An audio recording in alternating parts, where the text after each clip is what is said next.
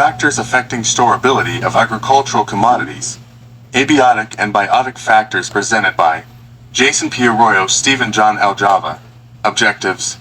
This report will help us to understand various abiotic factors like moisture content of grain, type of containers, storage structure, temperature, humidity, light, quality of stored grains, and biotic factors like insect pests, fungi, bacteria, rodents and birds influencing the storability of the food grains.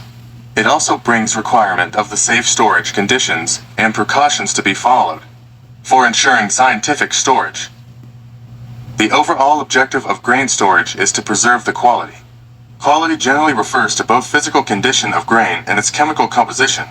Grain quality is not always easy to define as it depends upon consumer preferences and the intended end use of the product. Nevertheless, the physical condition of the grain is primarily considered for its value or price in the market.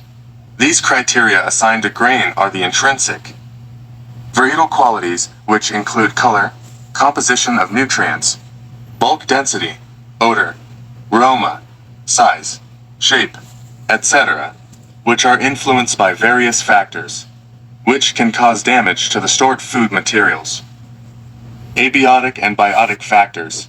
The storability of agricultural commodities are affected by several factors, which can be classified into two main categories: biotic factors and abiotic factors. What is abiotic factors? Abiotic factors have a significant role in grain preservation. These are the factors which are not due to living organism. Abiotic factors determine the survival, growth, and multiplication of biotic factors in grain storage system. The various abiotic factors which damage the stored food materials are discussed below. First, we have moisture content. Moisture content of grain plays a crucial role in post-harvest processing and is associated with most of the induced characteristics. If grain moisture content is too high, even the best aeration equipment and monitoring management will not prevent the grain from spoiling. It only delays the inevitable. All microorganisms, including molds, require moisture to survive and multiply. If the moisture content in a product going into store is low, microorganisms will be unable to grow provided that the moisture in the store is also kept low. Moisture should, therefore, be prevented from entering the store. The moisture content below, which microorganisms cannot grow, is referred to as the safe moisture content. In general, it is essential that all foodstuffs are kept below their safe moisture. Content is to some extent related to the storage time. Moisture levels above the safe moisture content can be tolerated if storage for short times is required. Second, we have effect of moisture content in food grains. The storage life of the grain is closely related to its moisture content for sale storage. The moisture content in the food grains should be less than 14%. The moisture content in a mature grain is about 16 to 18%. Therefore, the grain should thoroughly dry to bring down the moisture content below 14%. Third, the effects of moisture content of air. High moisture content of air as well as high temperature accelerates the growth of molds in the stored food grains. This may result in increase in temperature up to 66 degrees Celsius. And the moisture content of the food grains may increase from 14 to 18%. This known as wet heating of grains or damp grain heating. The damp grain heating not only lowers the quality of stored food grains, but also adversely affects the future germination of seeds. Fourth, the moisture migration. Moisture migration is considered to be one of the most important influencers on crop quality during storage, which is easily affected by storage conditions, such as ambient humidity and temperature. Moisture migration is more of the problem in a peaked. Fifth, the effect of material of the containers. The container used for storing different types of food materials should be carefully selected. The materials of the containers also play an important role. The materials used for making containers for storing food materials should have the following characteristics. 1. The material used for making containers should not be poisonous. For example, lead is a poisonous metal, therefore, it should not be used for making containers. 2. The material of the container should not react with the food material stored. For example, Citrus fruits react with copper to form poisonous compounds. Therefore, the containers made of copper should not be used for storing citrus fruit products such as orange juice. Next we have the grain temperature. It is important to monitor grain temperature and to keep stored grain cool and dry by regular aeration or by turning it. High moisture and warm temperatures in grain allow for the rapid growth of insects, fungi, and the possible production of mycotoxins. And next, we have initial grain condition: good quality, clean. Sound grain is much easier to maintain in storage than cracked and broken grain. Broken kernels will mold 3 to 4 times faster than whole kernels.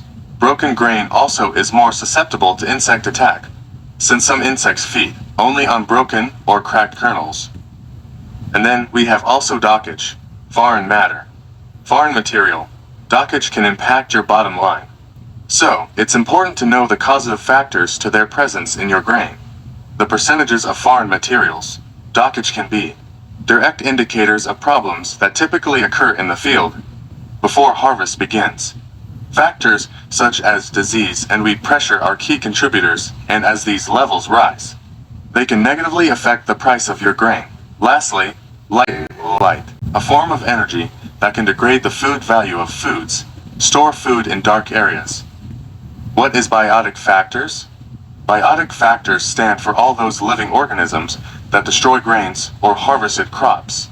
Some of such common organisms are fungi, bacteria, insects, rodents, and birds. First, we have fungi. Fungi contamination in stored food grains is a global concern and affects the food economics directly and indirectly. Fungi invasion causes loss of germination, hotspot generation, color, flavor, and degradation of nutritive value. Second, bacteria. Bacteria prevalence to the stored durable crops may be low. They may, however, invade already damaged portion of the crop products during storage and their multiplications. Third, insects in tropical climates. Insects are often the major cause of storage loss. They can damage and contaminate produce, eat a considerable quantity, produce heat, and foster mold growth. Some insects actually feed and develop inside individual grains, leaving a distinct hole when they emerge. Fourth, rodents. Rodents are the major vertebrate pests, causing damage to various crops and commodities by feeding, and indirect damage by spoilage, contamination, and hoarding during on-farm and post-harvest stages. The analysis of the reviews on pre-harvest losses indicates a range of 5 to 15% damage. Lastly, we have birds. Birds consume some grain foods, but also contaminate a greater quantity with droppings. Losses caused by birds can be avoided by preventing their access to the stored commodities. Conditions of safe storage. Inspect grain frequently during storage. Regular inspection helps maintain a storage environment which is conducive to good grain quality.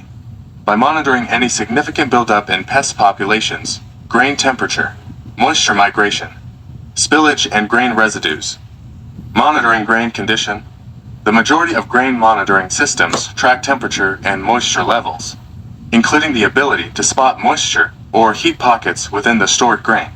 Keeping on top of these issues ensures that the grain is of the highest quality and lowers the risk of detrimental factors such as mold or germination. General precautionary measures for safe storage. Maintain high standard of cleanliness.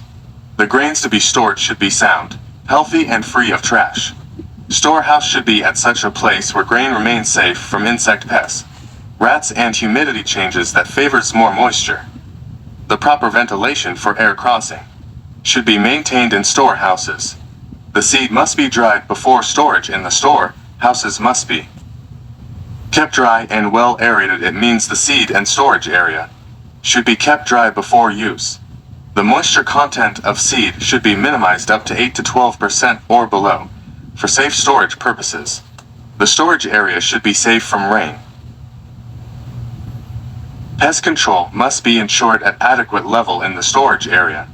Use rodent and bird-proof stores having controlled ventilation, leakage-free floors, doors, and windows. The old bags must be avoided and new ones should be dried before use. That's all. Thank you.